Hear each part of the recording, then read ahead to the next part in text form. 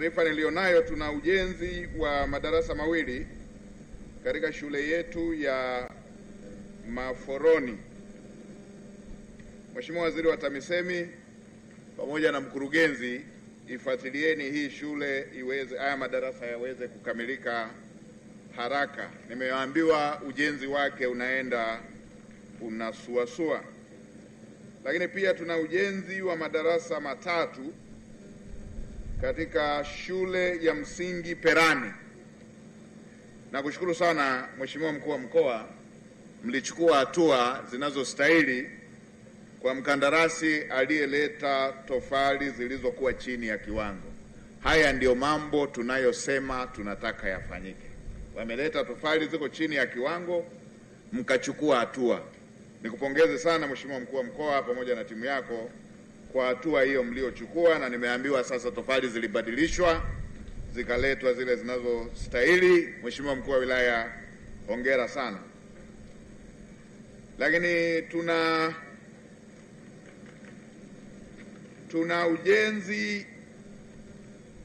ujenzi wa mabweni mawili katika shule ya sekondari Kasera. Ujenzi huu, sakafu pamoja na slope ilionekana kuwa na kasoro. Mheshimiwa Mkuu wa Mkoa, ifuatilieni hizi kasoro zirekebishwe. Nimeambiwa mkurugenzi alishashauriwa kufanya hivi. Mkurugenzi, fuatilia ili jambo nipate taarifa hatua iliyofikiwa kabla sijamaliza ziara ndani ya mkoa wa Tanga.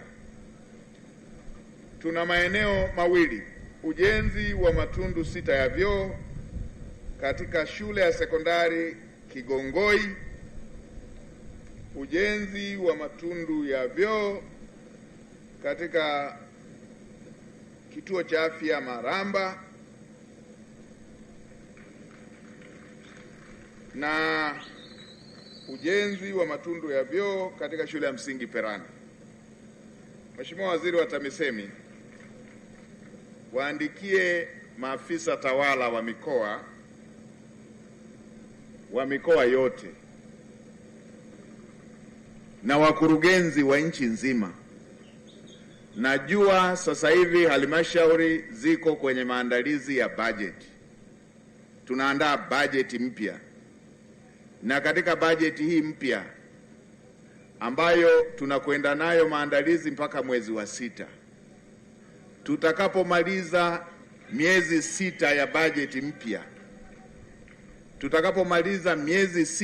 ya bajeti mpya, sitaki kusikia habari ya shule imekosa matundu ya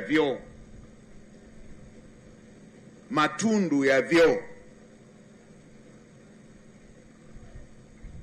kwamba katika karne hii kwa nchi yetu, nchi ambayo imeshaingia kipato cha kati, tuwe tunakuwa na halmashauri ina shule haina matundu ya vyoo.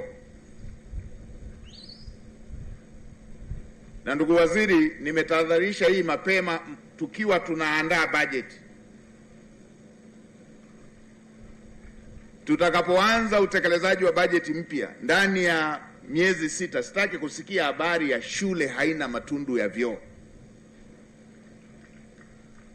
Haya ni mambo yanayoturudisha kwenye ujima, ni mambo yanayotia aibu. Hatuwezi tukawa na miradi mikubwa namna hii alafu tuwe tuna eneo halina matundu ya vyoo. Huu ni uzembe, na ni uzembe unaotokana na watu wetu wasiotembelea maeneo yao ya kazi.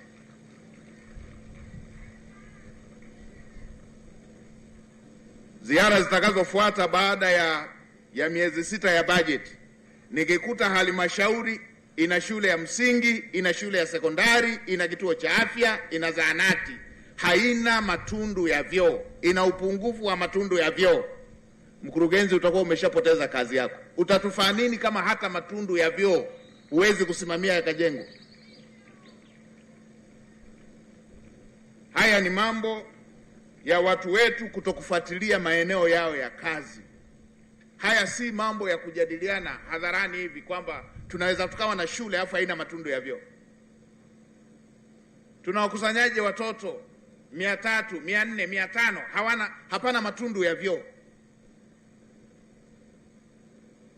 Na sisi tuko maofisini, tuko na gari moja tu inajenga matundu ya vyoo ya halmashauri yote. Mnaombaje hela ya magari, mnakosa hela ya matundu ya vyoo?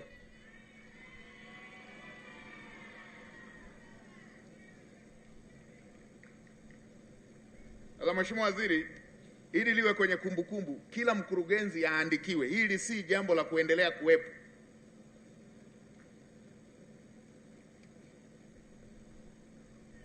Waandikie wote na nakala ziende kwa wakuu wa mikoa.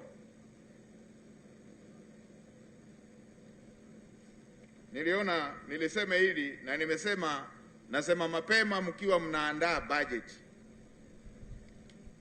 Wewe mwananchi wa Tabora, unayetafuta duka la vifaa vya umeme, wapi vinapatikana? Basi nenda moja kwa moja Mnawe Enterprises. Wamefungua duka jipya la kuuza vifaa vya umeme wa majumbani na viwandani. Wanauza jumla na rejareja. Wamekuja na punguzo kubwa la vifaa vya umeme. Extension ya shilingi 10,000 watakuuzia shilingi 4,000. Switch flash ya 1 gang ya 1,500 watakuuzia shilingi 900 tu. Earth ya shilingi 10,000 watakuuzia shilingi 6,000.